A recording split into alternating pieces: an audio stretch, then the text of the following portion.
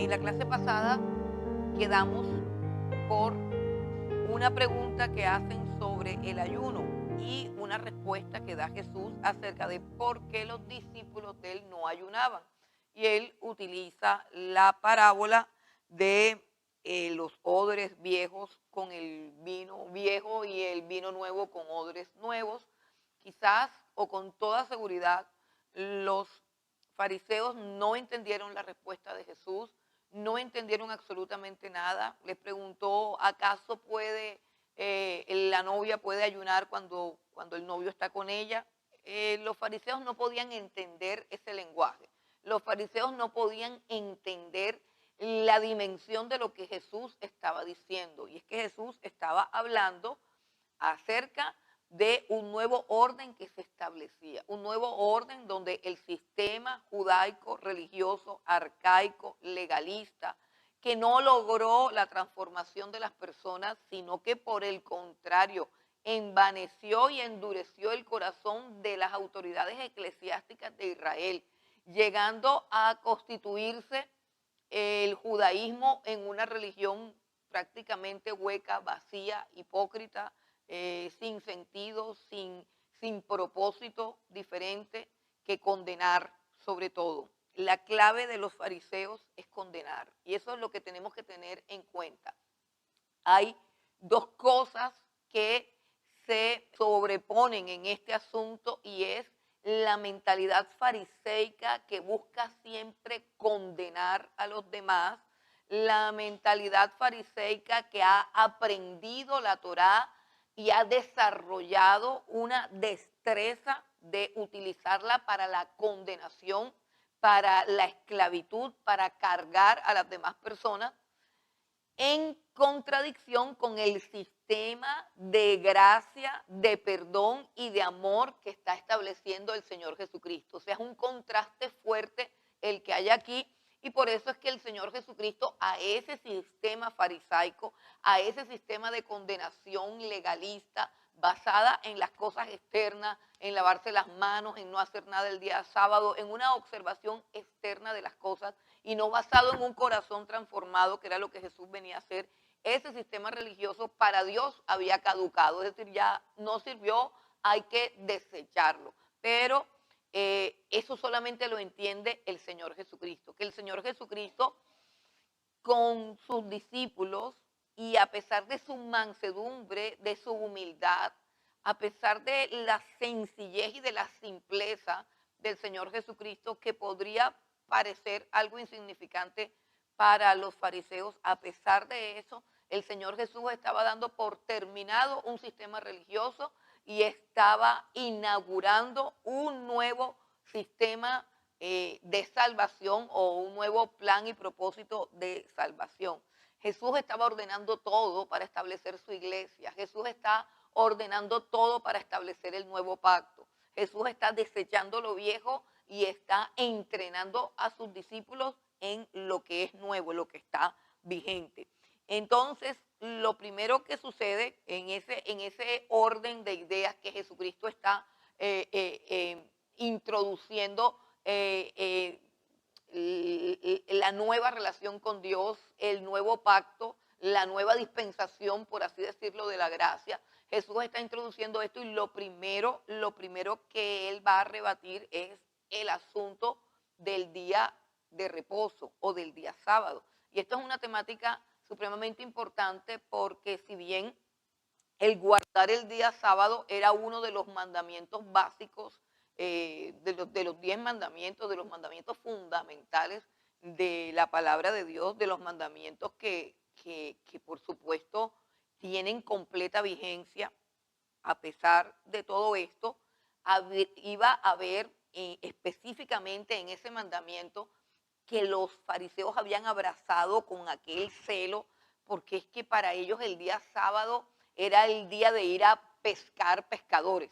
O sea, si bien los discípulos de Cristo estaban aprendiendo a pescar almas para salvarlas, la jornada laboral sabatina de los fariseos consistía en salir el día sábado a observar para ver quién estaba violando el día sábado, para condenarlo, para ponerle una disciplina o para expulsarlo de la iglesia. Ese era el día favorito de ellos, en lo que ellos se lucían en su hipocresía religiosa, se lucían en sus conocimientos teológicos, se lucían con sus limosnas, se lucían con sus oraciones, se lucían con todo y extendían su dedo para condenar. Entonces el día sábado era supuestamente el día de reposo, era el día supremamente importante para los fariseos y por supuesto que es importante para el Señor Jesucristo.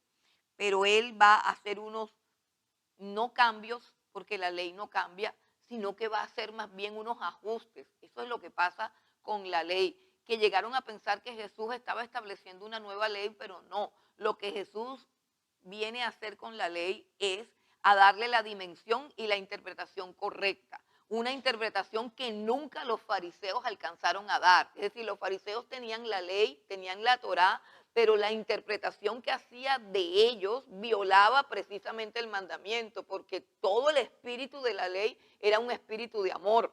Todo el espíritu de la ley era un espíritu de santidad, de justicia y de verdad.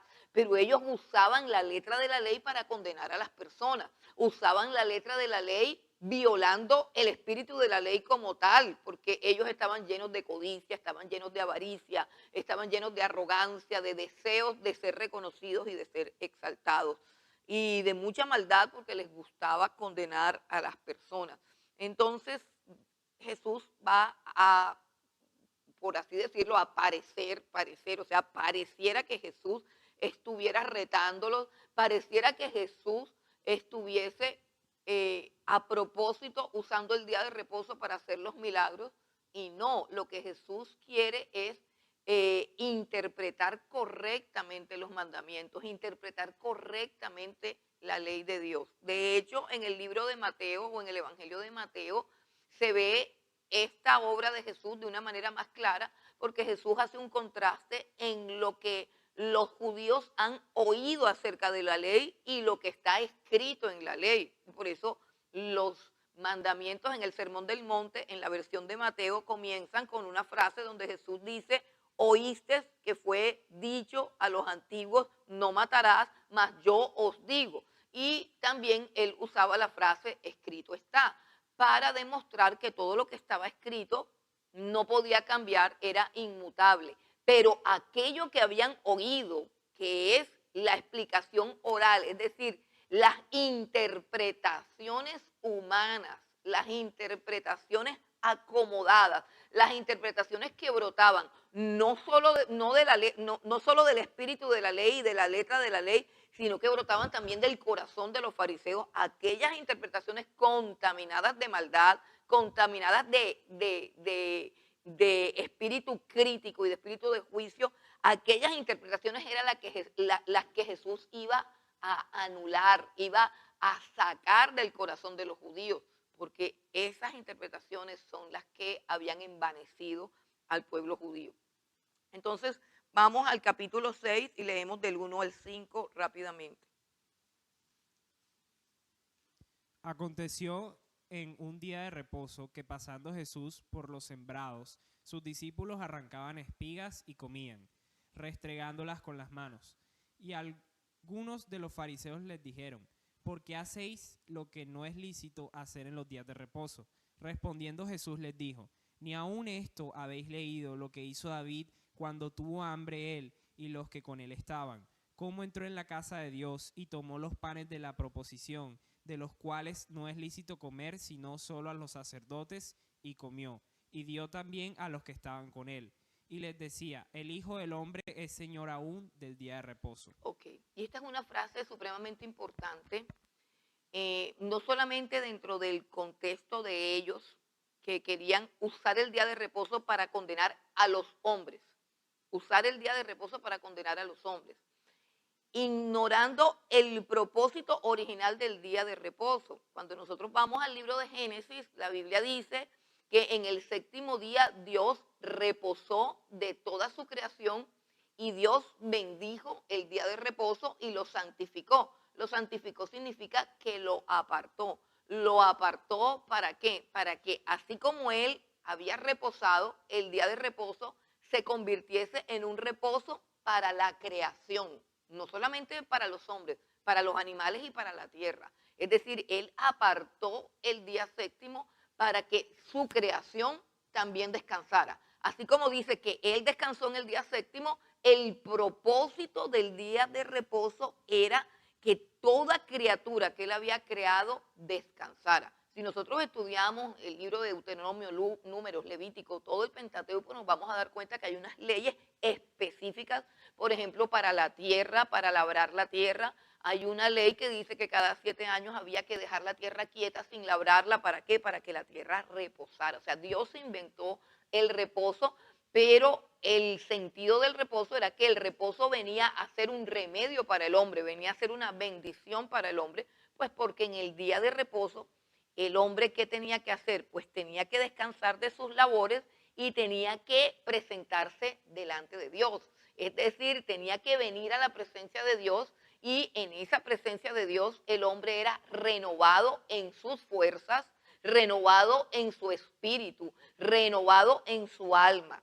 Y nosotros todos sabemos, los médicos saben, los científicos saben que el ser humano necesita reposo, necesita descansar. Así que el reposo es una ley que rige aún nuestros cuerpos, nuestro bienestar físico depende de que le demos al cuerpo el reposo necesario, pero también está el reposo espiritual, y por eso es que en el día de reposo buscamos a Dios, porque al buscar a Dios, la parte espiritual del ser humano, el alma, su espíritu es renovado con la presencia de Dios y alimentado, nutrido y fortalecido con la palabra de Dios. Eso es lo que hace a cada ser humano vivir, caminar, tener salud, tanto física, ojo, tanto física como mental, como emocional y como espiritual. La salud del ser humano depende de eso. Muchísimas personas quieren violar este principio, quieren pasar por encima de este principio y luego se enferman y luego que quieren que, pues, que los oren, que Dios haga un milagro y que todas estas cosas, pero no nos damos cuenta que no estamos violando un principio de reposo que rige para todos los seres creados. Ahora, en cuanto a que Jesús sanaba en el día de reposo, pues obviamente el día de reposo era el día más apropiado para sanar, porque toda enfermedad es una carga, toda enfermedad produce cansancio, todo dolor, toda inflamación, toda molestia, toda incapacidad produce ¿qué? Cansancio, agotamiento mental, emocional y físico. Luego el día de reposo era el día propicio para sanar. Hasta allí, pues Jesús no estaba haciendo absolutamente nada, no estaba violando ningún día de reposo. Por eso es que él pregunta, ¿es lícito hacer el bien o hacer el mal? ¿Es lícito sanar en el día de reposo? En el versículo 9, cuando él va a sanar a un hombre que tiene una mano seca, él llega a la sinagoga, según la costumbre del día de reposo, llega a la sinagoga. ¿Qué se hacía en la sinagoga? Oraciones y lectura de la Biblia. Cantaban himnos, cantaban cosas, lo mismo, un culto. Se hacía todos los sábados en la sinagoga el día de reposo, pero ahí había un hombre con una mano seca y él entiende y percibe que todos los fariseos lo están acechando, pues para mirar si va a violar el día de reposo. Entonces, esa como que ese espíritu de vamos a ver si cae, ese espíritu de vamos a ver si falla, ese espíritu que pone cascaritas, ese espíritu que observa para ver en qué falla, ese es un espíritu de perversidad, es un espíritu de maldad, pero sobre todo es un espíritu de condenación, y es totalmente contrario al Espíritu Santo, es totalmente contrario al Espíritu de Cristo, es totalmente contrario al propósito de Jesús al venir a esta tierra, es totalmente contrario a lo que Jesús estaba haciendo. Ellos son una gran oposición. Entonces él pregunta apelando al sentido común. Les haré una pregunta en el versículo 9, estamos en Lucas 6. En el versículo 9 dice, ¿es lícito en día de reposo hacer el bien o hacer el mal, salvar la vida o quitarla? Era como preguntar, si hoy es día de reposo, yo que puedo sanar a este hombre, ¿debo dejarlo ir con la mano seca? Es decir, ¿debo hacer lo malo? Porque si tú tienes comida en tu cocina y alguien con mucha hambre toca la puerta y tú no le das comida, ¿hiciste qué? Lo malo. Lo malo se puede hacer por omisión. El dejar de hacer lo bueno es practicar la maldad. Si una persona te pide algo y tú en tu bolso tienes eso y le dices no, no te lo puedo dar o no te lo quiero dar o mientes diciendo que no lo tienes, tú haces el mal. Es decir, tú no puedes decir es que yo no hice nada. Sí, hiciste lo malo porque tenías la oportunidad de hacer un bien, tenías la oportunidad de obedecer una ley, un principio que es el principio y la ley del amor. Y ese es el principio espiritual y el espíritu, como dicen los abogados, el espíritu de la ley siempre será el espíritu del amor. Es decir, cuando la ley dice no robarás, cuando la ley dice no robarás, es la expresión del amor que hace que una persona que ha trabajado por un bien esté protegida de que se lo arranquen. ¿Sí entienden? ¿Y cuál es el espíritu de eso? El espíritu de eso es el amor, el proteger a una persona que tiene un bien que lo ha comprado con creces. Entonces, todo lo que hay en el fondo de un mandamiento siempre tiene que ser el amor. Pero cuando una persona es lo suficientemente perversa y astuta, puede usar el mismo mandamiento para expresar su odio. Allí es donde está la parte del corazón. El mandamiento está escrito, pero el corazón es perverso. Entonces, eso es lo que hay que cambiar a veces, el corazón. Ellos tenían la ley, pero su corazón era perverso. ¿Qué va a hacer Jesús? Les va a decir, ¿hago lo bueno o hago lo malo? Por supuesto que Jesús no depende de la respuesta de ellos, pero quiere, por favor, piensen. Hoy es el día del Señor, hoy es el día de reposo. Él tiene la mano mala, yo lo puedo sanar. Ustedes saben que yo sano. ¿Hago lo bueno o hago lo malo? Porque es día de reposo. No importa para ellos si es bueno o es malo, lo que importa es que le den a los fariseos, lo que los fariseos quieren es una oportunidad para condenar, una oportunidad para condenar, para extender el dedo y decir tú estás mal. Y ese es un deleite del ego, del corazón caído, el alma caída, el ser humano caído se deleita en condenar, se deleita en señalar, porque cuando yo señalo el pecado y el defecto de una persona en el mismo instante en que lo señalo, me estoy colocando en una posición, me estoy enalteciendo. ¿Por qué?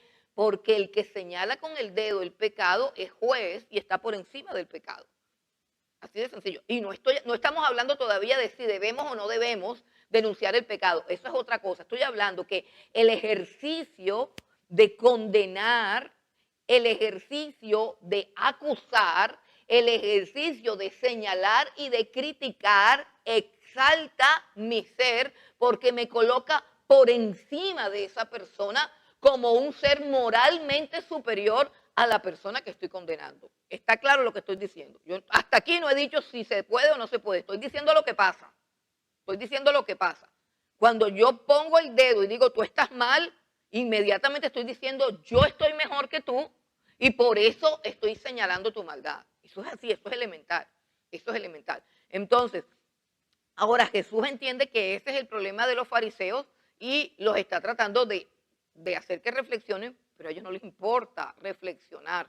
Entonces, él sana a este hombre. Pero la frase, el Hijo del Hombre es Señor aún del día de reposo, y tenemos que hablar un poquito de esto porque nosotros sabemos que hay, yo no quiero llamarlo secta, no quiero llamarlo secta porque en verdad conozco a muchos adventistas que tienen frutos buenos para Dios y que realmente es Dios el que tiene que definir si ellos son o no son salvos, no nosotros, porque estaría yo cayendo también en la misma condenación. Pero sabemos que tenemos unas diferencias sustanciales y significativas y que inclusive al interior de la iglesia cristiana muchas personas dicen, pero ¿verdad? ¿Por qué es que nosotros no nos reunimos el sábado sino que nos reunimos el domingo? La gente siempre dice, pero ¿realmente por qué es? Bueno, la razón es muy sencilla. El reposo en el Antiguo Testamento tenía que ver con el reposo de la creación. Y cuando Dios reposó de su creación, todo era bueno en gran manera. Escuchen bien, todo era bueno en gran manera y no existía el cansancio. ¿Recuerdan?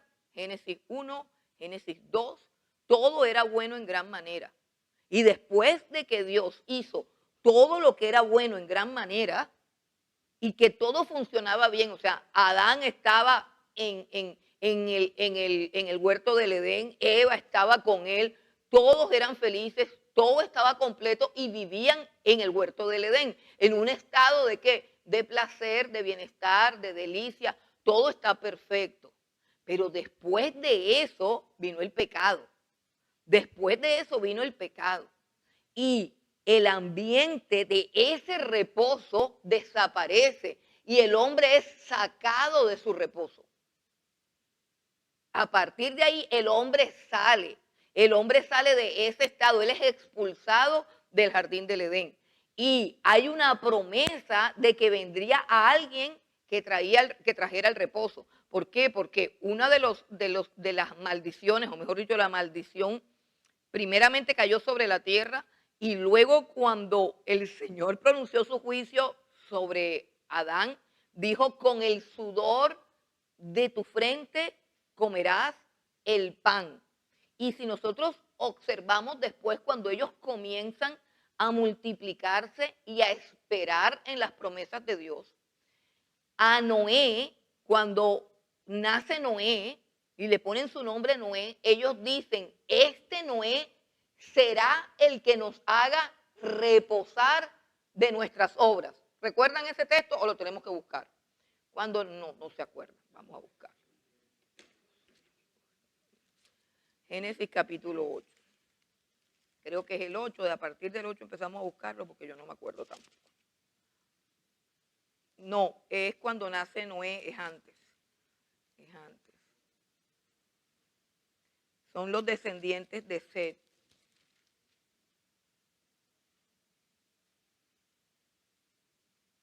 Versículo 29, Génesis 5, 29. Allí es el nacimiento de Noé. Esa es toda la generación de Set. Y allí cuando nace Noé, queda revelada cuál es la esperanza que ellos tienen, porque recuerden que la primera vez que Dios dio la promesa de redención fue cuando habló a la serpiente y le dijo, maldita serás,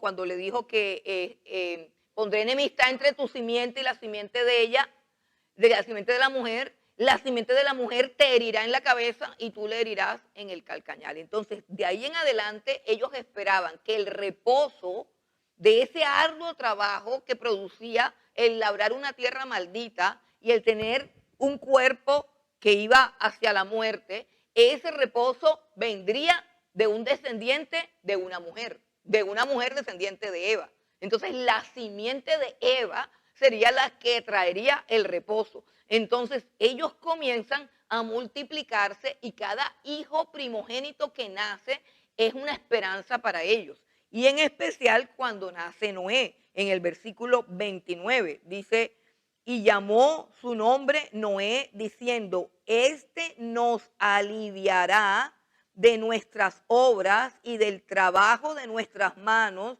a causa de la tierra que Jehová maldijo. Esto es lo que significa Noé, es consuelo o descanso o reposo. Eso es lo que significa Noé. ¿Qué significa eso? Que ellos estaban esperando un niño. Ese niño era el Mesías. Desde ese tiempo ellos están esperando al Mesías. Y saben que el Mesías traería ¿qué cosa? El reposo, el descanso. Listo, mientras tanto, ellos guardan ¿qué cosa? El día sábado, el día de reposo. Pero no existe realmente el reposo. Hermano, y el libro de Hebreos, y esto es rápidamente porque quiero tratar el tema solamente porque la gente pregunta, entonces, pero realmente no es parte sino de otro tema. Pero el autor de Hebreos dice que queda un reposo para el pueblo de Dios. O sea, un reposo diferente al reposo del sábado. Y ese reposo lo obtuvo la humanidad cuando Cristo resucitó. Y Cristo resucitó el primer día de la semana. Ese fue el día en que realmente se reposó de toda no la creación, sino de toda la obra de expiación por el pecado, para que nuevamente pudiese haber comunión y paz entre Dios y los hombres. Vamos a buscar Hebreos, en Hebreos capítulo 1.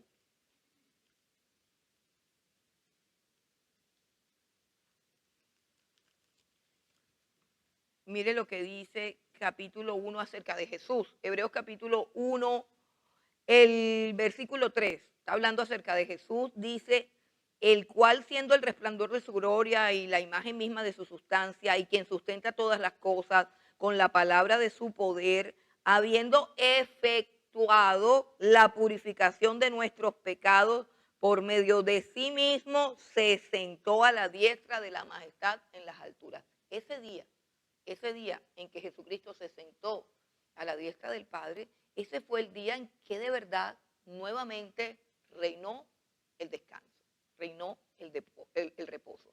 Y ese día fue el primer día de la semana, cuando Jesús aparece resucitado y cuando los discípulos de en ese momento comienzan a reunirse el primer día de la semana. ¿Por qué? Porque el primer día de la semana se celebra nuestro verdadero reposo. El hecho de que Cristo haya resucitado es mi reposo, es mi descanso. Allí con la resurrección de Jesús es que la obra de mi salvación está totalmente consumada y yo puedo descansar, porque eso es lo que dice el libro de Hebreos, que el que ha creído en el Señor Jesucristo puede descansar de sus obras. O sea, yo puedo descansar del trabajo que me podría dar tratar de agradar a Dios con mi esfuerzo, lo cual traería un total agotamiento. A mí me gusta este tema porque sé que sufrimos de mucho cansancio y sufrimos de mucho estrés y de mucha ansiedad porque precisamente no meditamos en la obra del Señor Jesucristo y en todas las implicaciones para nuestra salud espiritual, física y mental y emocional. Que no debiéramos tener tanta enfermedad mental, no debiéramos de padecer tantas crisis nerviosas, tantas depresiones, si nosotros logramos entender que todo está hecho por Cristo Jesús. O sea, que Él logró todo en nosotros y que la obra está completa y que nosotros podemos descansar, podemos reposar. Si nosotros viniéramos cada domingo a la iglesia entendiendo ese concepto, el concepto de que acá cuando celebramos nuestro día de reposo, que es el primer día de la semana, recibimos la paz de Dios, las fuerzas de Dios, el gozo de Dios, la salud de Dios, la palabra de Dios, la vida de Dios, y que ese día es supremamente importante. ¿Por qué? Porque ese es el día que nos fortalece para continuar el resto de la semana con salud, repito, salud en todas las áreas de nuestra vida, tanto física como emocional, como espiritual, como mental. Entonces, Jesús estaba diciendo, yo soy el dueño del día de reposo. Yo estoy por encima del día de reposo. Ese es un concepto bien importante. Por ejemplo, en Gálatas capítulo 4, versículo 4, no lo van a buscar, pero dice que venido el cumplimiento de los tiempos, Dios envió a su Hijo Jesucristo, nacido de mujer y nacido bajo la ley. Eso dice Gálatas 4:4. Nacido de mujer y nacido bajo la ley. Jesús es el Hijo de Dios. Jesús es el Verbo eterno, que siempre es y que siempre ha existido. Él se humilla y al humillarse nace de mujer y nace bajo la ley. Pero eso ya se acabó. La humillación de Jesús ya se acabó. Ojo con eso, porque yo veo que los teólogos utilizan la ley para aplicársela al mismo Dios. O sea, utilizan la ley para decir, Dios no puede hacer esto, Dios no puede hacer lo otro, porque su ley dice esto. Ojo, porque cuando Jesús estaba aquí en la tierra, estaba en humillación, o sea, sometido a la ley, pero Él está por encima de la ley. Jesús está por encima de la ley, Dios está por encima de la ley. Y eso es un asunto bastante profundo. Él ahí está sometido a la ley. Él ahí está sometido al día de reposo, pero Él les está diciendo, yo soy el Señor del día de reposo. Y eso es un anuncio velado a un cambio trascendental que Él iba a hacer. un nuevo pueblo, una nueva comunidad con un nuevo reposo, con un nuevo motivo de reposo que celebrar, que ya no es el reposo de la creación, porque la creación dejó de reposar cuando el hombre pecó, recibió maldición. Y la creación, dice la Escritura, gime y está con dolores de parto, no tiene ningún reposo. Los únicos que han entrado en el reposo de Dios son los que han creído en la obra perfecta del Señor Jesucristo. Es un asunto para meditar en eso. Entonces, Él está estableciendo eso y dice, yo soy Señor del día de reposo. No lo entienden, no lo comprenden, pero Él está estableciendo su reino, Él está estableciendo su ley, está estableciendo su comunidad, está estableciendo su orden, su jerarquía, todo, y está desechando el antiguo sistema. Entonces, Él sana al hombre de la mano seca y listo, sigue adelante. Y lo que sigue ahora en el capítulo 6, el versículo 12, es la elección de los apóstoles.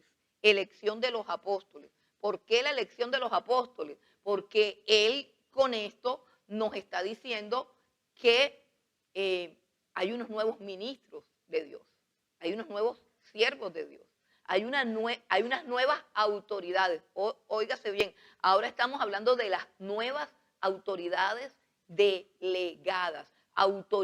delegadas por Dios.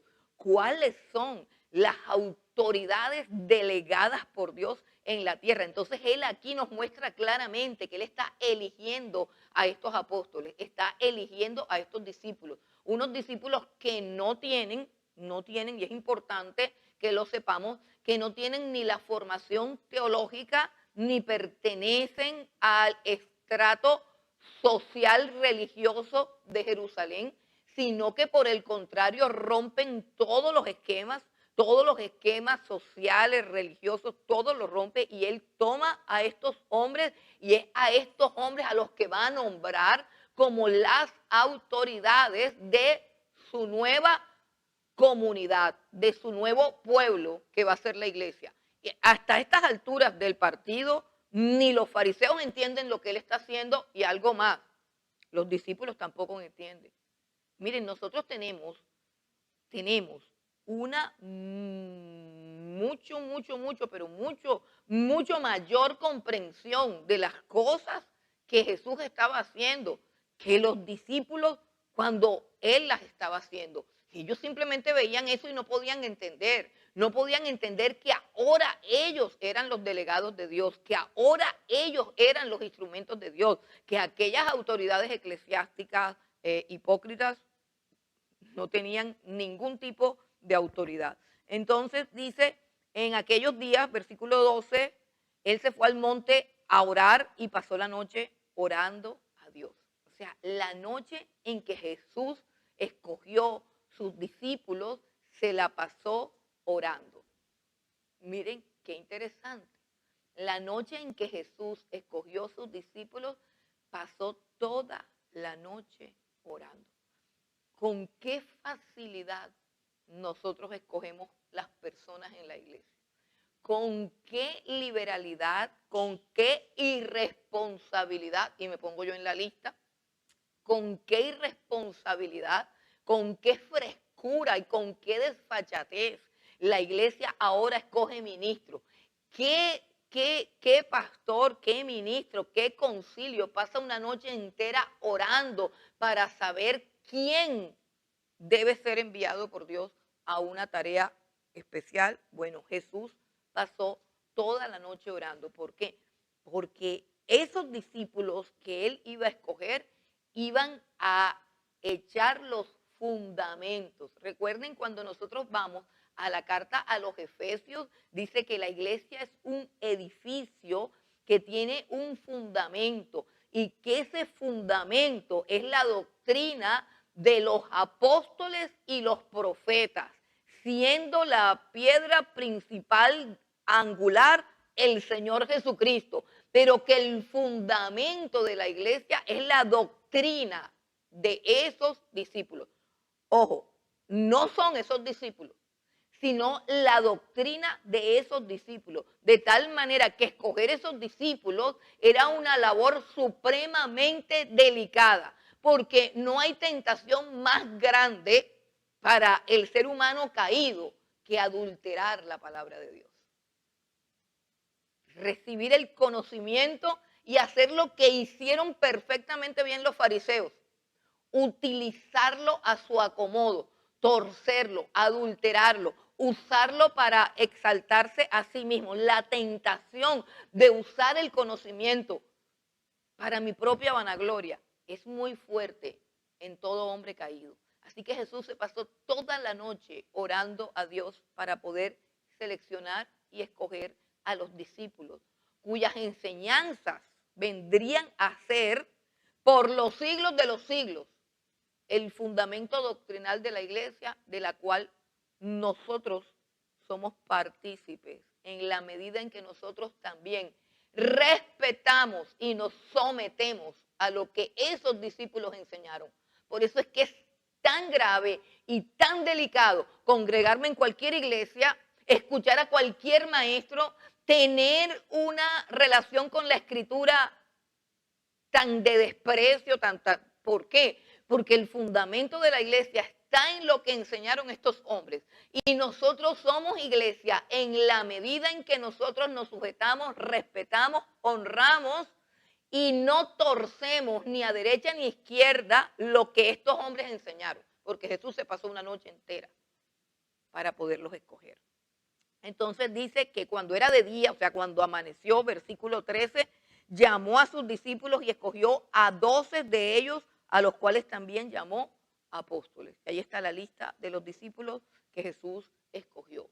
Ellos fueron el fundamento de la iglesia. Algunos enseñaron solamente oralmente, otros a los cuales Dios les dio la capacidad y les dio la tarea y la misión, escribieron lo que tenían que escribir, y esos escritos de algunos de esos hombres que condensan las enseñanzas de los 12, exceptuando por supuesto a Judas, la enseñanza de los 12, esos escritos son el fundamento doctrinal de la iglesia y son las palabras que producen vida eterna, son las palabras que producen salvación, son las palabras que hacen pueblo de Dios, son las palabras que hacen iglesia, son las palabras que hacen hijos de Dios. Y por eso nosotros tenemos que respetar y honrar y escudriñar con mucha precisión y con mucho cuidado todas las enseñanzas de estos apóstoles, de estos discípulos. Entonces se está estableciendo la iglesia.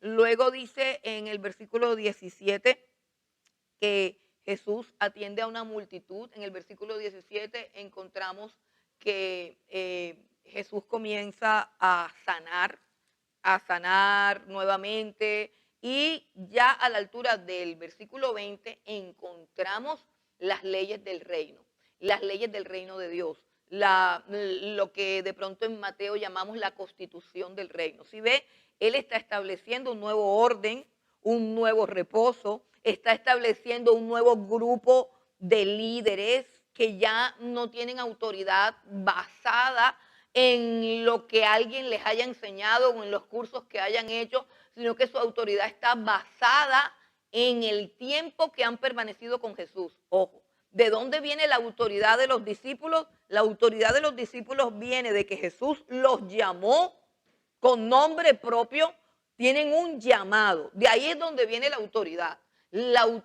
de un ministro de la iglesia. En este momento estamos hablando de una autoridad especial porque estamos hablando de la autoridad de los apóstoles, pero el principio sigue siendo el mismo. La autoridad no proviene de un concilio, la autoridad no proviene de los dones, de los talentos, ni del carisma, ni de las capacidades, ni de tú me caes bien, tú haces las cosas chéveres, tú predicas bonito. La autoridad no viene de ahí, la autoridad viene de un llamado personal. Y esa autoridad es confirmada, ¿por qué? Porque los ministros del Señor Jesucristo tienen una marca que los habilita como ministros, y esa marca tiene que ver con estar con Jesús. Estar con Jesús es lo que les da autoridad. O sea, Jesús los llama para que estén con Él. Y al estar con Él, el estar con Jesús es lo que capacitó a estos hombres. El oír a Jesús, el tener intimidad con Jesús, el permanecer todo el tiempo que permanecieron con Jesús, es lo que les da autoridad. De hecho, en el libro de Hechos, cuando la gente vulgar y corriente, la gente impía, la gente incrédula, los oye, dice que se asombran del denuedo que ellos tienen para predicar, porque saben perfectamente su procedencia, que son hombres sin letras y del vulgo, y porque además reconocen en su forma de hablar que han estado con Jesús. Esa es la autoridad, esa es la autoridad. Entonces Jesús llama a sus discípulos, los capacita, los prepara, los envía, ellos están con Jesús, ellos conocen el poder de Jesús y ahora va a establecer los principios de su reino. Entonces aquí lo que hace Lucas es una síntesis de lo que llamamos el Sermón del Monte. Lucas tiene un Sermón del Monte sintetizado, un Sermón del Monte simplificado, pero ahí está, dentro del grupo de ideas que él nos está transmitiendo acerca de la formación de este nuevo orden, de esta nueva comunidad. Aquí está el Sermón del Monte, que es lo básico, y vamos a ver que dentro de esta comunidad nueva, eclesiástica, hay unos valores que de pronto el mundo llamaría antivalores, pero son los valores del cristianismo, valores que son 100% opuestos a los valores del mundo. Y que cada día el mundo tiene valores más opuestos a los valores intrínsecos y a los valores específicos de las leyes del reino de los cielos. Por ejemplo, uno de esos valores es el valor de la humildad y el valor de la mansedumbre, que es muy fácil de perder de vista. ¿Por qué? Porque vivimos en una sociedad empoderada, autoafirmada, una sociedad que no acepta ningún tipo de rechazo, que no acepta ningún tipo de humillación, una sociedad centrada en el ego del ser humano. Entonces es muy complicado percibir la humildad y la mansedumbre como un valor. De tal manera que la humildad y la mansedumbre se perciben como miseria, se perciben como pobreza. Cuando una persona es arrogante, cuando una persona es altiva, cuando una persona no se deja abusar de nadie, cuando una persona se impone por encima de los demás, decimos que tiene carácter, decimos que tiene liderazgo, decimos que tiene hasta unción, decimos que tiene poder, decimos, o sea, exaltamos a la persona, porque esa es la ideología del mundo. Pero aquí, dentro de los valores del cristianismo, dentro de los valores del reino de Dios, hay unos valores que son tan difíciles de asimilar. Los valores del reino de Jesús, cómo Él lo expresa. Solamente esa expresión de esos valores lo pone a uno como que preocupado. Dice Jesús, vamos a leer las bienaventuranzas, solamente de rapidez, del 20 al 26. Y alzando los ojos hacia sus discípulos decía, bienaventurados vosotros los pobres, porque vuestro es el reino de Dios. Bienaventurados los que ahora tenéis hambre, porque seréis saciados. Bienaventurados los que ahora lloráis, porque reiréis. Bienaventurados seréis cuando los hombres os aborrezcan y cuando os aparten de sí y os vituperen y desechen vuestro nombre como malo, por causa del Hijo del Hombre. Gozaos en aquel día y alegraos, porque he aquí vuestro galardón es grande en los cielos, porque así hacían sus padres con los profetas. Mas ay de vosotros ricos, porque ya tenéis vuestro consuelo. Ay de vosotros los que ahora estáis saciados, porque tendréis hambre. Ay de vosotros los que ahora reís, porque lamentaréis y lloraréis. Ay de vosotros cuando todos los hombres hablen bien de vosotros, porque así hacían sus padres con los falsos profetas. Gloria a Dios. Bueno, entonces comienza los valores del reino. Y uno de los valores del reino de Dios, o quizás el principal, es la felicidad.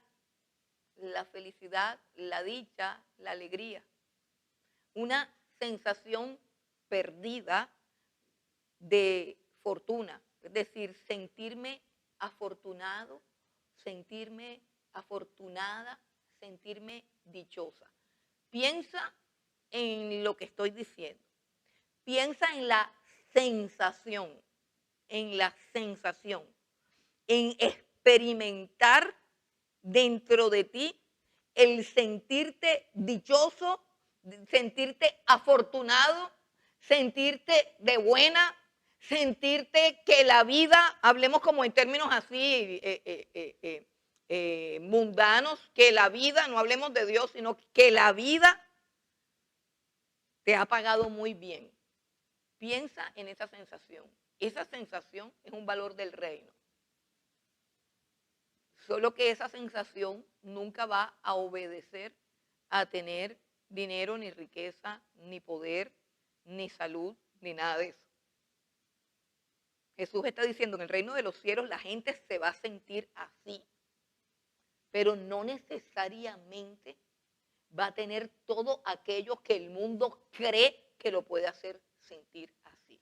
Yo recuerdo y tengo grabado en mi mente una conversación que tuve hace como 2 años con una mujer que tiene muchísimo dinero, que está casada con un hombre de muchísimo dinero, que no tiene ningún problema, sus hijos todos están casados, no hay nadie enfermo, no hay nadie que tenga una discapacidad, no hay una sola preocupación, ella no tiene absolutamente nada de qué preocuparse.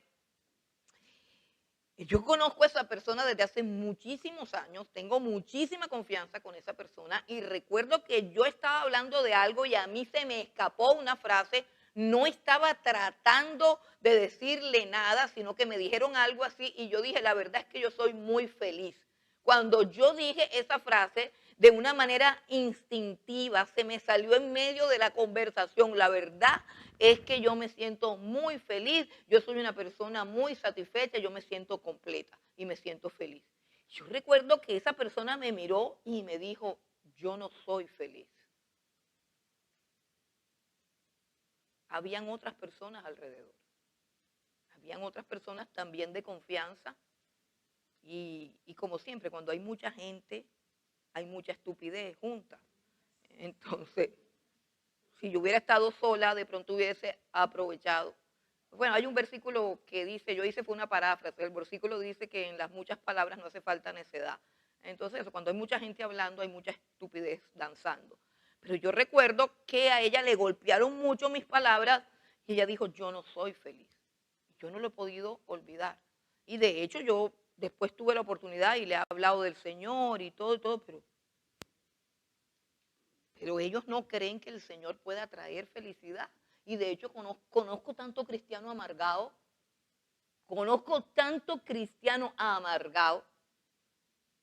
que me parece normal que ella no crea que por ser cristiano uno es feliz. Me parece normal. O sea, de tanto cristiano amargado que ha salido, yo digo, pues obvio. Pero la ley del reino, el carácter de los súbditos del reino, el valor del reino es que el reino de los cielos trae gozo, trae felicidad, trae alegría. Yo lo veo muy serio, está preocupado. Bueno, sigamos. Bueno, entonces, como si yo estuviera hablando de no sé de qué secta rara. Bueno, entonces dice que hay dicha a pesar de que hay cosas, yo no voy a hacer un estudio del Sermón del Monte, lo pueden hacer en su casa, pero esa dicha está enmarcada en condiciones de hambre, de pobreza, de necesidad, de persecución y de muchas lágrimas. La dicha del reino de los cielos es una dicha que navega en medio de tristezas, dolores, decepciones, carencias, necesidades, pero es una dicha perfecta.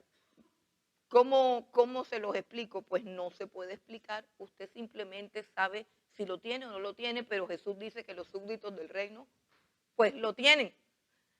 Y además de eso tienen persecución. Y además de eso Jesús dice que la persecución no debe ser un motivo de dolor, sino un motivo de alegría. Entonces ya ahí partimos con algo que para el mundo podía ser un antivalor. De hecho los teólogos dicen que es una contracultura. O sea que la vida cristiana es contraria a la cultura del mundo desde lo más interno de tu ser. O sea, tu corazón siente diferente, tus emociones son diferentes y tu percepción del mundo es diferente. Si tú de verdad eres parte del reino de los cielos, esos son los valores. Entonces, comenzando por ahí, el valor de la felicidad obedece a unos factores totalmente contrarios a lo que el mundo considera que produce felicidad. Por eso es que esta mujer que lo tiene todo, y yo todavía estoy inventariando qué le hace falta, nunca se enferma, y si se enferma, el mejor médico la cura. Y me dijo así que ella no era feliz. Y yo, pues claro, es obvio que la felicidad solamente proviene de Dios. Que lo que nosotros podemos experimentar con dinero, con placer, con poder, con todo lo que podamos codiciar del mundo, lo que podemos experimentar son sensaciones placenteras, pero en lo más profundo del estrato del corazón hay enojo, frustración y amargura. En un creyente no debe haber eso. Un creyente pasa por momentos de tristeza, pasa por momentos de dolor, pasa por momentos de prueba, pero esos son los momentos, son superficiales. Es lo contrario. Los momentos son superficiales, los momentos son circunstanciales. La tristeza es una onda por arriba que viene y va, pero en el fondo del corazón de un creyente, en lo más profundo, en el sustrato, hay un gozo que es indestructible. Hay una paz que nadie puede quitar. Hay una plenitud que no puede quitarle nadie. Si usted no lo tiene, vuélvase al Señor Jesús. No lo ha conocido. Lo dice su palabra y lo puedo testificar. Si yo le hago una lista de mis carencias, yo digo, pero que la gente se amarga por todo se amarga. La gente, los cristianos no. A los cristianos no les amarga la enfermedad, no les amarga la falta de plata, no les amarga una traición, no les amarga un abandono. Si el marido se fue, sí, lo lloramos 2 días, pero vamos para adelante. O sea, no puede pasar nada. ¿Por qué? Porque en el fondo está Cristo trayendo gozo, trayendo plenitud y alegría. Y si esa no es tu experiencia, tienes una experiencia con Jesús dudosa. De pronto tu experiencia es con la religión, pero no con Cristo. Bueno, entonces después viene el concepto del amor, que el concepto del amor es fundamental y es básico, fundamental en la comunidad cristiana, llamémoslo así, o en el reino de los cielos, como quieran llamarlo. Y dice que es el amor hacia los enemigos, el amor hacia los enemigos. Vamos rápidamente, versículo 27 al 36. Pero a vosotros los que oís os digo, amad a vuestros enemigos, haced bien a los que os aborrecen, bendecid a los que os maldicen y orad por los que os calumnian. Al que te hiera en una mejilla, preséntale también la otra, y al que te quite la capa, ni aun la túnica le niegues. A cualquiera que te pida, dale, y al que tome lo que es tuyo, no pidas que te lo devuelva. ¿Y cómo queréis que hagan los hombres con vosotros? Así también haced con vosotros con ellos. Porque si amáis a los que os aman, ¿qué mérito tenéis? Porque también los pecadores aman a los que los aman. Y si hacéis bien a los que os hacen bien, ¿qué mérito tenéis? Porque también los pecadores hacen lo mismo. Y si prestáis a aquellos de quienes esperáis recibir, ¿qué mérito tenéis? Porque también los pecadores presentan a los pecadores para recibir otro tanto. Amad pues a vuestros enemigos y haced bien y prestad, no esperando ello nada, y será vuestro galardón grande y seréis hijos del Altísimo, porque Él es benigno para con los ingratos y malos. Sed pues misericordiosos como también vuestro Padre es misericordioso. Bueno, yo quisiera a veces abrir las mentes de las personas que leen esto así para saber qué hay adentro. Porque yo pienso que hay personas que piensan que todo esto que Jesús dijo es algo así como una utopía, algo así como un modelo idealizado de cristiano, que eso no se puede alcanzar. Eso no se puede alcanzar. Eso no se puede, porque como así que uno le va a prestar, le va a prestar plata a todo el mundo, soy tronco de ladrón, ¿Cómo así que uno va a tener misericordia de la gente mala?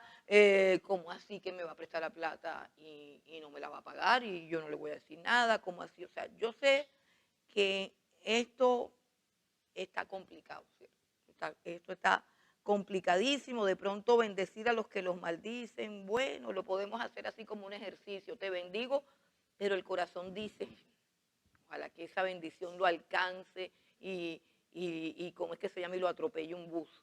Entonces, es una cosa así que uno realmente, si se pone a pensar en esto, estamos acercándonos a el carácter de Jesús, nos estamos acercando al Espíritu Santo de Dios, a un amor que es el valor del reino. O sea, en vez de empezar a cuestionar si el hermanito que le gusta prestar plata y no pagar, ¿qué hacemos con él? Le seguimos prestando, nos hacemos lo loco. O sea, en vez de llegar a ese punto, mejor examinemos cuál es el espíritu de lo que hay aquí para no caer en el mismo legalismo de los fariseos, para no caer en ese mismo legalismo y tratemos de entender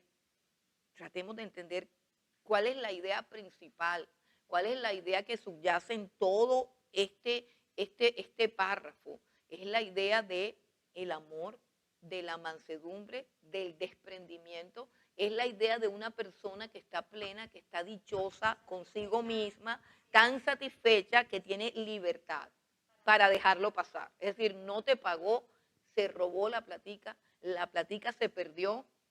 Puedes bendecir al hermano y decir, gloria a Dios, no podemos. Bueno, ya yo lo llamé, le dije, mira, me vas a pagar, no me contestó, se hizo el loco, se fue. O sea, pasaron todas estas cosas. O sea, ¿qué va a suceder? No con la platica se perdió. ¿Qué va a suceder con mi corazón adentro? ¿Qué va a suceder? Si yo no pertenezco a este reino, yo me lleno de rabia, yo me lleno de amargura. Y ya no es la platica lo que se perdió, es algo más costoso. Es mi paz y mi tranquilidad. Y es mi alegría. Y es mi gozo. Se perdió, se fue con la platica. O sea, me quitaron todo. ¿Y por qué pasó eso? Pues porque mi felicidad estaba en la platica. Luego yo no era del reino. Yo no era de este reino. Mi felicidad no estaba en Cristo. Mi felicidad no estaba en su palabra. Mi felicidad no estaba en el gozo de la salvación. Mi felicidad estaba en una platica que yo presté y no me devolvieron. Eso es lo normal que pasa en el mundo, pero no debe ser normal en el reino de los cielos. Repito, lo que Jesús está recalcando aquí es que hay de fondo un asunto de amor, o sea, un amor que lo llena todo. El amor es el que sana todos los vacíos, todos los egoísmos, todas las amarguras, todas las envidias, o sea, toda la maldad que hay en el corazón de una persona obedece primariamente a una falta de amor sabio que no le dieron cuando era pequeño y aprendió a odiar, a desquitarse, a envidiar, a codiciar lo que no tenía. Todas esas cosas, pues por supuesto son parte de la naturaleza caída, pero también se acentúan con las experiencias destructivas que podemos tener. Todos esos vacíos, cuando tenemos una experiencia con el amor gratuito, con el amor ilimitado e incondicional de Dios, ese amor sana el corazón y trae libertad y trae paz. Y esa paz y esa libertad nos capacita para amar a todo el mundo, aún a los que nos hacen daño. Entonces, una persona que ama es una persona feliz. Yo no sé si ustedes se acuerdan en su juventud cuando se enamoraron por primera vez, no sé, que uno se siente feliz, ya, es una sensación así, medio estúpida, así, medio, sensación así como bobo, porque eso se va a acabar cuando uno se entere cómo es la cosa, pero estoy hablando de la sensación inicial de felicidad. El que está enamorado es feliz, hermano, es feliz, el que está enamorado es feliz. Entonces el que está lleno de amor es feliz, el que está lleno de amor es feliz. Hermano, no es lo mismo que usted haga algo con amor a que lo haga sin amor. La gente dice, pero hazlo con amor. Entonces decimos, hazlo con amor para que quede bien. Yo no diría eso, porque muchas veces hacemos cosas con amor y se parte. Que usted puede estar lavando los platos con amor, pero se le partió. Claro que hacer una cosa con amor va a producir mayor calidad, pero la razón por la cual nos dicen que hagamos las cosas con amor no es para que salgan bien hechas. Obvio, van a salir bien hechas. La razón por la cual nos dicen que hagamos las cosas con amor es para que la disfrutemos. Que la disfrutemos. O sea, si tú vas a trabajar, tienes una jornada de 8 o 9 horas en un lugar que tú detestas, pobre de ti, te vas a enfermar. Pero si tú vas a trabajar a un lugar con amor, ¿y dónde vas a sacar el amor? Te pagan mal, el jefe te mira maluco, la compañera te quiere quitar el puesto, todo lo que puede haber, o sea, se junta todo lo peor. ¿Y tú cómo vas a trabajar con amor? Pues con el amor que Dios te da, precisamente con el amor que recibes de Dios. Entonces, si tú trabajas con amor, tú disfrutas lo que tú estás haciendo porque lo haces con amor. Porque la consigna es que debes ser feliz. El que no es feliz es peligroso. Una persona que no es feliz es una persona que puede hacer daño, es una persona que puede estar tramando algo.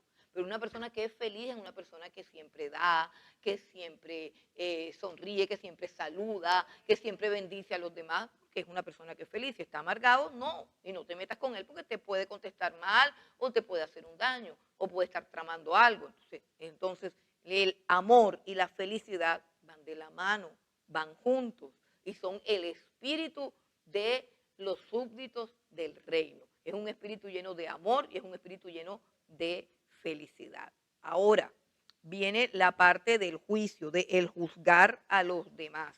Mire lo que dice versículo 37 y vamos a leer del 37 al 42, la parte de juzgar. No juzguéis y no seréis juzgados. No condenéis y no seréis condenados. Perdonad y seréis perdonados. Y se os dará medida buena, apretada, remecida y rebosando, darán en vuestro regazo. Porque con la misma medida con que medís, os volverán a medir. ¿Eso dónde está? Sí, ya.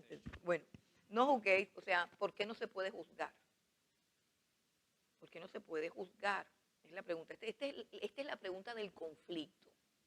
Aquí es donde viene el conflicto, porque la gente que hace lo malo abiertamente saca este versículo y dice, no juzguéis, no juzguéis. Este es el caballito de batalla de los que viven en libertinaje. Todo el cristiano libertino se sabe este versículo de memoria. Cada vez que alguien dice, pero usted no juzguéis, hermano, o cuando uno de pronto saca a la luz una herejía, una falsa enseñanza de alguien que está haciendo mercadería con la palabra, entonces dicen, no juzguen porque Jesús dijo, no juzguen. Bueno, entonces, ¿cómo es la cosa? ¿Juzgamos o no juzgamos? Bueno, uno no puede ir, por lo general yo no me doy mala vida, yo siempre voy a lo que dice ahí la palabra. Si tú lees rapidito lo que dice ahí, el problema del juzgar y por qué Jesús te dice que no juzgues es porque tú también vas a ser juzgado. Esa es la razón.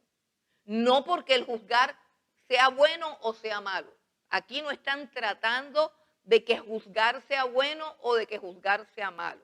Aquí lo que están diciendo es que a la hora de juzgar te acuerdes claramente de que tú también serás juzgado. ¿Y por qué digo que se refiere específicamente a eso? Por todo el contexto. Comienza a decir, no juzguéis para que no sean juzgados. No condenéis para que no sean condenados. Perdonen y serán perdonados. Y al final, cuando ya termina la idea, dice, hipócrita, saca primero la viga de tu propio ojo y entonces verás bien para sacar la paja que está en el ojo de tu hermano. Versículo 42, lo leemos todo de nuevo. O cómo puedes decir a tu hermano, hermano, déjame sacar la paja que está en tu ojo, no mirando tú la viga que está en el ojo tuyo. Hipócrita, saca primero la viga de tu propio ojo y entonces verás bien para sacar la paja que está en el ojo de tu hermano. ¿Qué es lo que está diciendo la palabra de Dios? Que tú no tienes la perfección moral para juzgar ni para condenar. Esto se refiere a qué? A personas, porque está diciendo, no juzgues para que no te juzguen a ti. Entonces está hablando de personas. El pronombre está tácito ahí, es decir, no juzgues a nadie para que tú mismo no seas juzgado. No condenes a nadie para que tú mismo no seas condenado. Está hablando del juicio y de la condenación hacia las personas y específicamente por el contexto habla del juicio a los hermanos, es decir, a los miembros de una iglesia, a los miembros de una congregación. ¿En qué sentido se refiere eso? Al juzgamiento, a la condenación. Ahora, hay conductas que ya están juzgadas en la palabra de Dios. El robo es una conducta juzgada por Dios como pecado. Si yo me entero que un hermano se robó algo, yo no lo voy a juzgar, yo no lo voy a condenar, pero yo lo voy a confrontar con una acción que está condenada en la palabra de Dios. ¿Sí entienden? Entonces el hermano tiene que arrepentirse y pedir perdón o hacerse el loco y manifestar claramente que él no es hermano, que él realmente es un ladrón. El que roba es ladrón. Pero vamos a suponer que el hermano se robó eso en un momento de debilidad, en un momento de que hay que juzgarlo y condenarlo. No hay que juzgarlo ni condenarlo, hay que confrontarlo con un acto que ha sido juzgado por Dios como pecado. Y él tiene que decir, me la embarré, perdónenme, discúlpenme, no lo vuelvo a hacer. O simplemente demuestra que él realmente es un ladrón porque él considera que robar es un derecho propio que él ha adquirido. Y aunque parezca raro, esas cosas pasan en la iglesia. Esas cosas pasan en la iglesia. Entonces, eso no tiene que ver con eso. Cuando Jesús dice no juzguen para que no lo juzguen a ustedes, nos está recordando nuestra condición falible, pecaminosa y de que nosotros todos somos sujetos, objetos del juicio divino. Es decir, que nosotros estamos aquí en esta tierra administrando unos dones, administrando un llamado, administrando un talento, administrando un dinero, administrando todo lo que tenemos, nada es nuestro. Y nosotros vamos a comparecer ante el tribunal de Cristo y vamos a ser juzgados por la manera como usamos todo lo que nos dio Dios y por la manera como nos comportamos.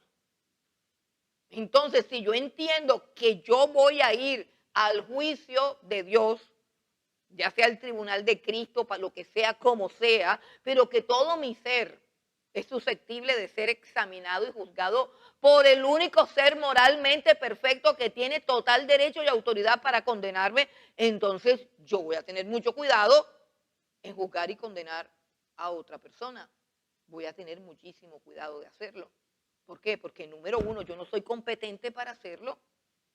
Juzgar y condenar a una persona es declarar a la persona culpable por las pruebas, por los hechos, no darle ningún beneficio de la duda, no darle ninguna digámoslo así, ninguna oportunidad de que cambie. Una persona es juzgada y condenada cuando tú dices fulano de tal es un pecador y no sirve para nada. Pero cuando tú llamas a la persona y la confrontas con su pecado, tú no la estás juzgando, tú la estás confrontando. Y eso es totalmente diferente. Ese es un proceso que se llama la disciplina eclesiástica. Si tu hermano peca contra ti, ve a solas con él y repréndele estando tú y él solo. Si él te escucha, ganaste a tu hermano. Si no te escucha, toma otros 2 testigos y en presencia de los 2 testigos ves y otra vez y si tampoco, entonces toda la iglesia. Ok, pero eso no es un proceso de juicio. Porque nosotros, escuche bien, cuando hacemos eso, no estamos condenando al hermano, estamos proveyendo los medios para que el hermano se arrepienta, porque si es de Cristo se va a arrepentir. Estamos proveyendo los medios para que la iglesia del Señor Jesucristo permanezca en santidad y en integridad delante del mundo, frente a los hombres, y para que no se contaminen el resto de los hermanos. No estamos condenando a nadie porque finalmente si esa alma se va para el infierno o se va para el cielo, será Dios el que lo decida. Por eso yo no puedo decirle a nadie así de las buenas a la mañana que este es del diablo y este es de Dios.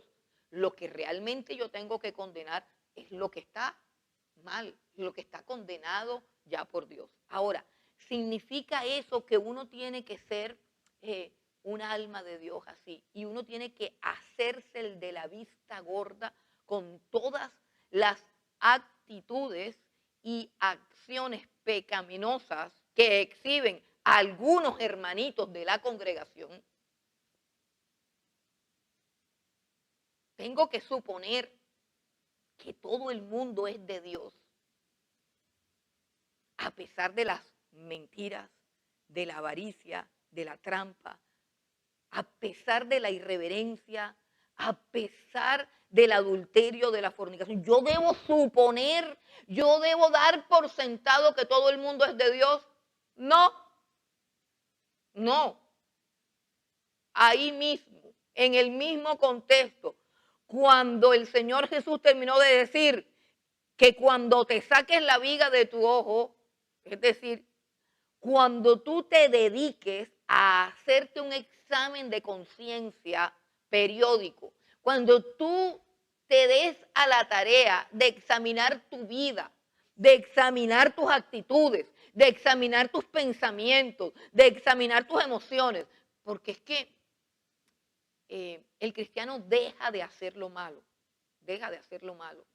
Nosotros tenemos como un freno puesto por Dios para hacer lo malo, pero no siempre dejamos de desear hacer lo malo. Y el cristiano verdadero tiene que desarrollar la capacidad de examinar lo que dentro de su corazón desea o imagina hacer, porque ese es el termómetro de mi verdadero estado. Y hay gente que no tiene esa capacidad de examen, porque es que oímos tanta música estúpida que ya no nos escuchamos ni nuestros pensamientos. El hacer silencio y poder escuchar nuestros pensamientos, el poder examinar cada una de nuestras emociones y con el Espíritu Santo identificar la envidia cuando se llama envidia. Poder identificar la murmuración cuando se llama murmuración y no preocupación por la santidad de la iglesia. Poder identificar la hipocresía dentro de nuestro corazón, poder identificar el fastidio, el rechazo, el rencor, todos esos vestigios de cosas malas en nuestro corazón, poder identificarlos. Eso me va a generar una capacidad para tratar con el pecado de los demás. ¿Por qué? Porque ya estoy tratando con mi propio pecado, estoy tratando con mi propia naturaleza y puedo comprender las debilidades ajenas y puedo ser condescendiente y también firme. Es decir, puedo ser condescendiente en el sentido de que puedo manejar esa situación con suficiente paciencia y amor, sabiendo que yo también sufro de lo mismo. Entonces, no es que voy a ignorarlo, sino que el tono cuando yo enfrente ese pecado en mi hermano no va a ser un tono de juez. No va a ser un tono de juez. No va a tener dedo acusador. ¿Por qué? Porque yo, como dice Pablo a los Gálatas, me estoy considerando a mí mismo también. Entonces yo abordo al hermano que está haciendo eso, no desde un sillón arriba y él abajo, sino a su lado. Mira, hay algo que me preocupa, yo te comprendo, yo en otro tiempo me pasaba lo mismo, tienes que tratar con esa área, eso no es bueno. Eso sí. Si el hermano es hermano, va a recibir. Si no, no lo recibirá, pero si es hermano, lo recibe. Ahora, en cuanto a que no debo juzgar, repito, se refiere solamente al acto de juzgar y condenar a una persona. Pero nosotros tenemos que tener discernimiento, que es precisamente capacidad de juicio. Versículo número 43. No es un buen árbol el que da malos frutos, ni árbol malo el que da buen fruto, porque cada árbol se conoce por su fruto. Entonces, ¿cómo sé yo que el árbol es de mango? Mirando el mango. Mirando el mango. ¿Y cómo sé yo que eso es un mango? Yo tengo que tener la capacidad de distinguir entre un mango y una guayaba. ¿Cierto? Entonces yo tengo que tener la capacidad de discernir entre una persona envidiosa, entre una persona chismosa y una persona prudente. Yo tengo que tener la capacidad de discernir entre una persona pura que se guarda para Dios y una persona llena de lujuria que tiene problemas de impureza sexual. Yo tengo que tener la capacidad de discernir eso a metro. Esto es lo que dice Jesús. Por sus frutos los conoceré. O sea, no seamos tan bobos. Si nosotros ponemos los dos textos dentro del contexto, nos damos cuenta de cuál es la idea de Jesús. Luego, cuando alguien hace lo malo, es porque es malo. Eso es lo que dice. Dice, porque cada árbol se conoce por su fruto, pues no se cosechan higos de los espinos, ni de las zarzas se vendimian uvas. El hombre bueno del buen tesoro de su corazón saca lo bueno, y el hombre malo del mal tesoro de su corazón saca lo malo, porque de la abundancia del corazón habla la boca. Luego, las palabras de los hombres son un reflejo de lo que hay en el corazón de los hombres. Entonces, ¿qué está diciendo Jesús? Que oigamos lo que oigamos, demos por sentado que todos somos hermanos. No. Jesús está diciendo que dentro de la iglesia debemos escuchar bien lo que cada hermanito habla y con base en eso es que podemos confiar en él como hermano o no. Con base en su conducta, con base en sus frutos. Entonces, dentro de la iglesia hay gente confiable, o sea, gente que tiene un fruto tan claro que uno sabe que allá en la Nueva Jerusalén se lo va a encontrar. Pero hay una gente cuyo fruto es tan raro o que no se ve, o sea, tiene un follaje así como la higuera que Jesús maldijo, tiene un poco de hojas ahí, pero ¿qué es lo que da ese árbol? Pera, guayaba, no da nada, eso es pura hoja. Entonces uno se queda pensando dónde es que se lo va a encontrar al final de los tiempos, porque podría ser que terminara en otro lugar. Es algo que yo tengo que tener en cuenta. ¿Qué me está diciendo Jesús? Bueno, ten en cuenta eso, ¿para qué? Ten en cuenta eso, ¿para qué? Para escoger tus amistades. Ten en cuenta eso, ¿para qué? Pues para entregar cargos en la iglesia. Ten en cuenta, o sea, y es infalible, no falla, ¿no? Hay veces que falla. Pero uno no puede ser tan tonto y tan bobo de creer que todos los que cantan son hijos de Dios. Tampoco podemos decir que si alguien no canta es porque no es hijo de Dios. Tampoco, porque eso sería juzgar. Pero la Biblia dice que simplemente hay un fruto y que miremos el fruto, Es decir, más allá de la apariencia de las personas están sus palabras y sus actos. Palabras y actos. Palabras y actos. Los observamos y tenemos un cuadro de quién es la persona. No estamos juzgando, no estamos condenando, pero tampoco vamos a vivir engañados. Y con base en ese discernimiento espiritual, con base en el ejercicio de ese juicio, porque yo tengo que ejercer un juicio para examinar la vida de una persona, la tengo que juzgar en mi corazón. Tengo que juzgar lo que habla, examinar lo que habla. Examinar lo que hace y por qué lo hace. Y luego de ese examen, Jesús nos dice, que no lo estoy diciendo yo, Jesús nos dice que después de ese examen de los frutos, o sea, de las obras de esas personas, nosotros determinemos qué clase de personas son. Así de sencillo. Bueno, finalmente vamos al pasaje de los 2 cimientos. Esta es la conclusión que hace Jesús acerca del Sermón del Monte, que es prácticamente lo mismo. Por sus frutos los conoceréis. Él está diciendo que hay 2 cimientos. El cimiento estable y firme que permanece, que es el de la persona que oye las palabras de Jesús y las obedece. Y los cristianos, entre comillas, que no son cristianos, cristianos volubles, que van de aquí para allá, que oyen las palabras de Dios, pero que nunca jamás las obedecen.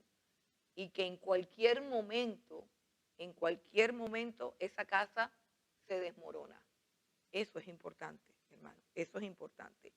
Dice el versículo 49, para terminar el capítulo 6, dice: mas el que oyó y no hizo, semejante es al hombre que edificó su casa sobre la tierra, sin fundamento, contra la cual el río dio con ímpetu y luego cayó, y fue grande la ruina de aquella casa.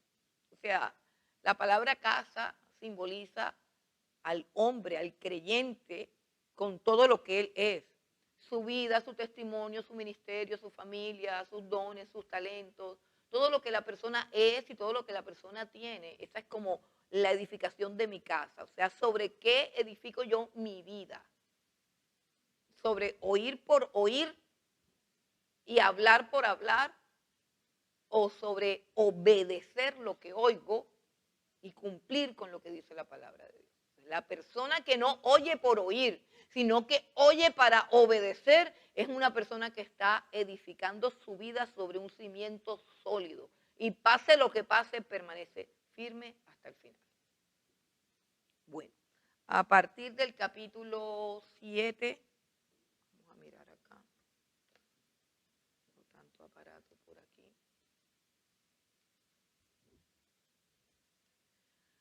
En el capítulo 7 encontramos, en el capítulo 7, 8 y parte del 9, encontramos ahora varias manifestaciones del poder del Señor Jesucristo, varios milagros.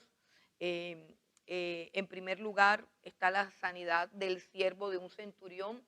Estos milagros tienen todos un contexto de amor. La palabra amor es clave, porque a partir de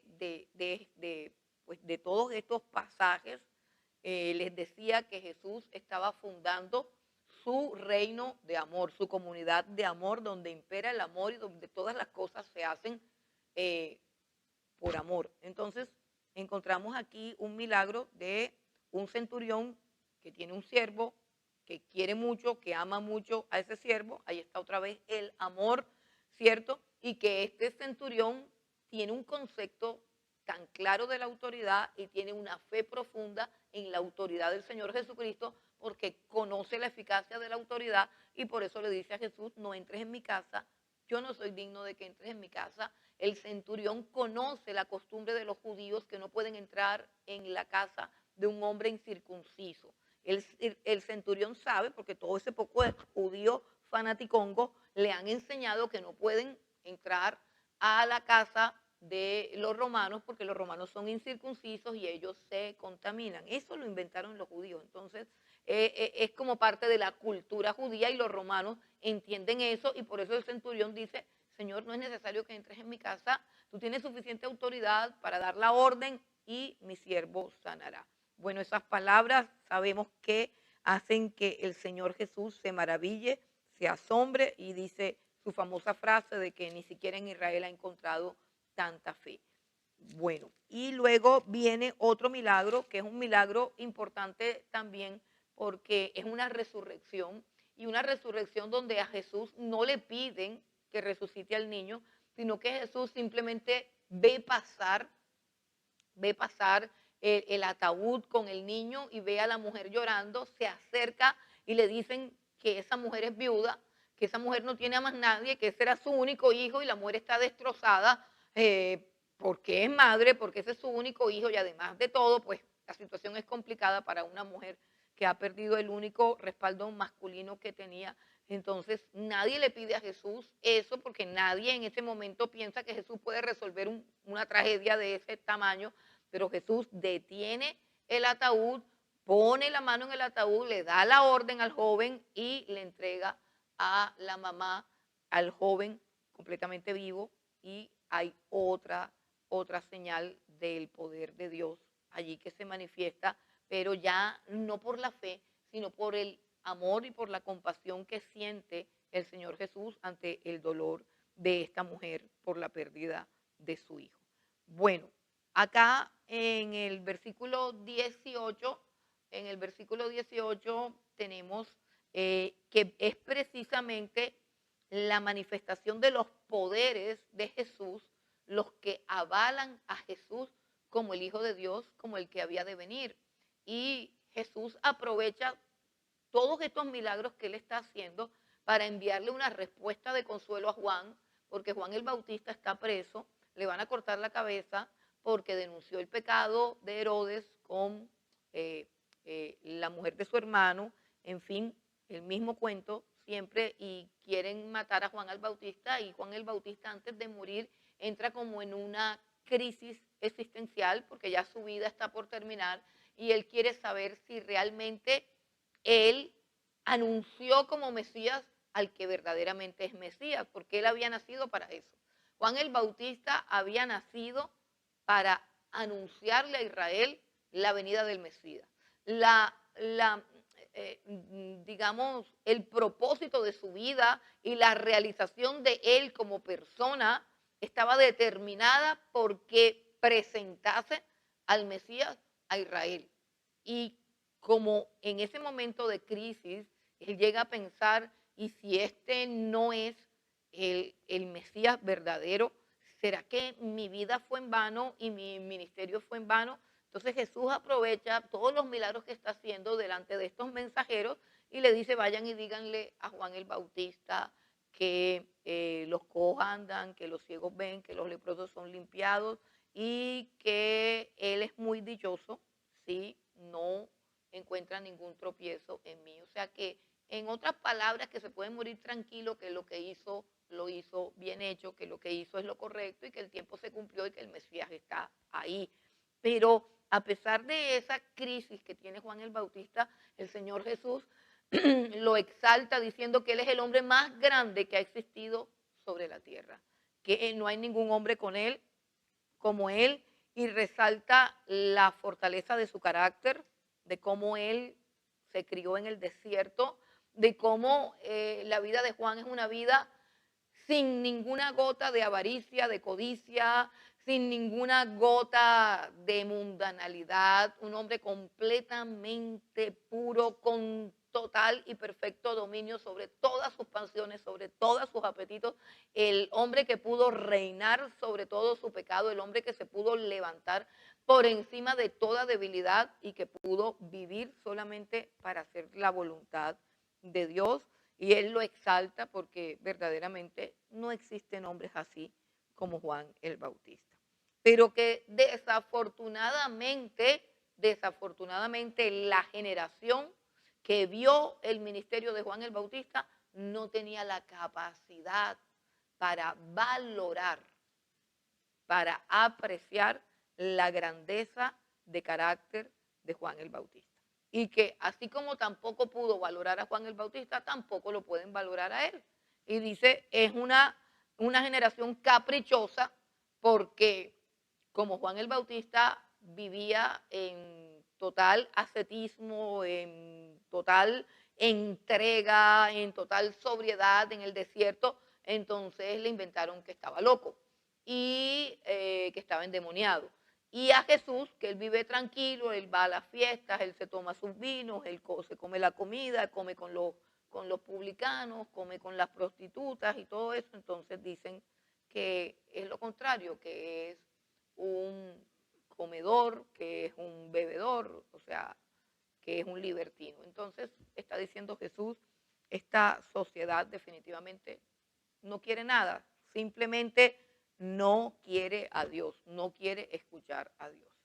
Bueno, después de estas cosas viene, bueno, Jesús dice en el hogar de Simón el fariseo, ahí hay otro texto que tiene que ver con el amor, ¿cierto? Una mujer de mala fama se acerca a la casa de Simón, donde Jesús es invitado a cenar, quizás con malas intenciones. Simón invita a Jesús como para conocerle, como para escudriñar, pero Simón es supremamente descortés con Jesús, descortesía que tiene que ser entendida en el marco de las costumbres de la época judía, ¿cierto? No lo saluda como lo debe saludar, no lo trata como un maestro, no lo honra como debe ser honrado, no le da el trato que se merece el Señor Jesucristo por ser el Señor y por ser maestro. No le da ese trato. Lo invita a comer, pero lo invita a comer con desprecio.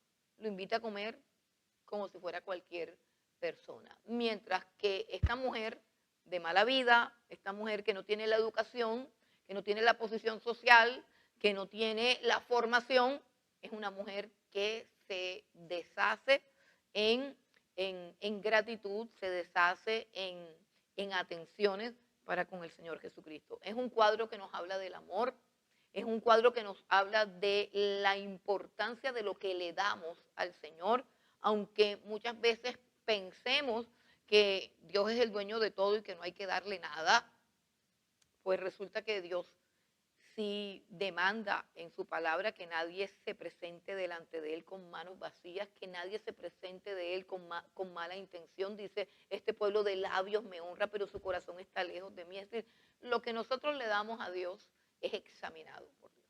O sea, Jesucristo examina todo nuestro culto. Jesucristo examina todo nuestro servicio. Todo lo que venimos a entregarle a Jesús, Jesús lo examina. Una muestra de esto es que Él se sienta en el templo a mirar a los que echan las ofrendas. Y le llama la atención la ofrenda de una viuda que echa 2 moneditas y dice, esta mujer echó más que todo el mundo porque ella lo único que tenía era estas 2 moneditas, mientras que todos los ricos que vinieron echaron fue las sobras. ¿Qué quiere decir eso? Que Él examina todo lo que le traemos. Así que cuando vengas a adorar a Dios, o aún cuando en tu casa quieras orar, buscar su rostro, hacer todo eso, piensa que Él te está viendo y que Él observa no solamente lo que le das, sino cómo se lo das. Es decir, Jesús observa, analiza y evalúa la calidad de lo que tú le das. La calidad de lo que tú le das. Esto podríamos tratarlo más larga y densamente. De hecho, hermanos, hay unos principios bíblicos en el Levítico, en el Levítico, que habla de la adoración y de las ofrendas. Nadie podía ofrecerle a Dios un animal cojo o manchado o con ningún defecto. Nadie podía traer al templo de Dios un animal con defecto. Y los sacerdotes del templo tenían una orden de Dios de revisar lo que se ofrecía a Dios, porque lo que se ofrecía a Dios tenía que ser de excelente calidad. Al final, en el Antiguo Testamento, no recuerdo si es Ageo, creo que es el profeta Ageo, donde Dios dice que ¿por qué me traes a mí? ¿Por qué me sacrificas a mí lo cojo y lo defectuoso? ¿Por qué no vas y se lo ofreces al príncipe de tu pueblo para ver si él te lo va a aceptar? Es un texto bien increíble que a mí me llama poderosamente la atención porque habla de la capacidad que tiene Dios para observar la calidad de las cosas que nosotros le ofrecemos en comparación con lo que le ofrecemos a otras personas, con lo que damos en otras circunstancias. O sea, que no hay proporción. Para que yo le dé algo bueno a Dios, tiene que ser lo mejor. Y tiene que ser lo mejor en contraste con lo que le doy a los demás. Y eso es un termómetro con el que Dios mide mi amor y mi entrega. Bueno, dejamos hasta aquí y bueno, vamos a orar. En la próxima clase tendremos que avanzar más rápido. Padre, gracias te damos, Señor. Bendecimos tu nombre, Señor. Te exaltamos y te glorificamos, Señor. Gracias por tu amor y tu misericordia. Ayúdanos, Señor, a darte lo mejor de nuestras vidas, lo mejor de nuestro tiempo y lo mejor, Padre Santo, de lo que tú nos permites recibir, Dios del cielo. Lo mejor de lo que somos y de lo que tenemos por tu gracia y por tu misericordia.